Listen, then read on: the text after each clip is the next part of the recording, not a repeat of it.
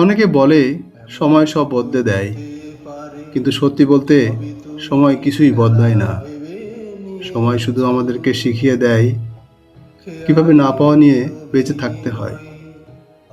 মানুষ ভাবে আগামীকাল তার জন্য সুখ বয়ে আনবে, কিন্তু সে আগামীকাল এসে দাঁড়ায় আজকের মতোই, অপেক্ষা, হতাশা আর না পাওয়ার হিসেব নিয়ে।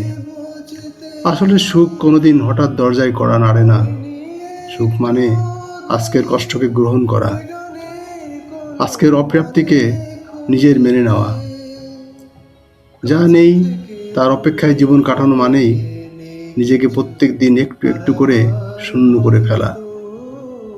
আর যেদিন মানুষ এই শূন্যতাকে আপন করে নেয়, সেদিনই সে বুঝতে পারে সুদিন বলে কিছু নেই, কেবল মানিয়ে নেওয়ার দিন আছে।